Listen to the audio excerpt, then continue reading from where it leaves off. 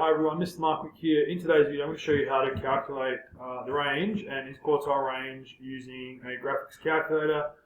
You probably don't need a graphics calculator to calculate the range. It's just the maximum value subtract the minimum value.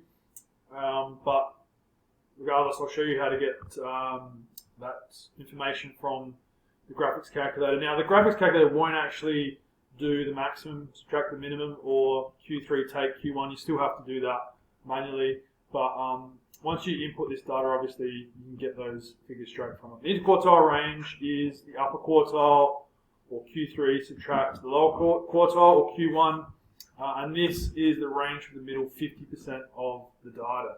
So, in your graphics calculator, when you turn it on or go to the main menu, move to the statistics function there, or the second function, press execute to enter, and enter your data into the list there. So you can skip ahead a little bit if you want. This might take me a couple of seconds. It's 7, 3, 1, 7, 6, 9, 3, 8, 1, 8, 6, 3, 7, 1, 9. So once you have your data in this one, you should have these options down the bottom. If you don't, either press exit or F6 to get back to this screen. Okay, now the biggest mistake I'm seeing is people trying to use the graphing function here, F1 first. You need to use the calculate function here, F2, and then press F1 because we're looking at the first set of variables. So F1, and this will give me the information that I'm looking for. Remember, the X little line above that is your mean or your average. Okay, we'll talk about some of these other values in a minute, or in my next video perhaps, when I'm looking at standard deviation. But what I'm really looking for is the 5-figure summary, which is the minimum, Q2, median, Q3, and maximum values. Now, this example is not asking me to calculate the range, but if I was to work out the range for that set of data, it would simply be the maximum value subtract the minimum value, which, if I'm looking at my graphics calculator, is 9 minus 1. Gives me a range of 8. The median for this set of data, or Q2, is 6. Okay, so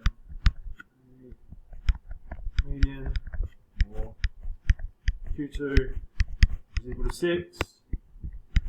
The Q1 and Q3 values are here. So Q1 is 3 and Q3 is 8. So Q1 is 3, Q3 is 8. And then my interquartile range is just Q3 minus Q1. So interquartile range, or IQR for short, Q3 minus Q1. For this set of data, that is 8 minus 3, which is 4. Now, that's it. That's how you work it out. This information alone probably doesn't help too much, but if I was comparing this to another set of data, for example, then it would tell me how consistent or how spread my data is, with a range of 8 and interquartile range of 5. The graph I've got up here perhaps just maybe might help explain a little bit why we might use range and interquartile range to compare sets of data. I mean, if we're looking at these 3 lines, A, B, and C, if we were to say, for example, that they represented temperatures of 3 different locations, like location A, B, and C, you can see that they actually all have the same average or the same mean. So if I was using a measure of center to compare the temperatures in those 3 locations, it would actually be the same. But location A actually has a lower range, or a less spread, more consistent temperatures.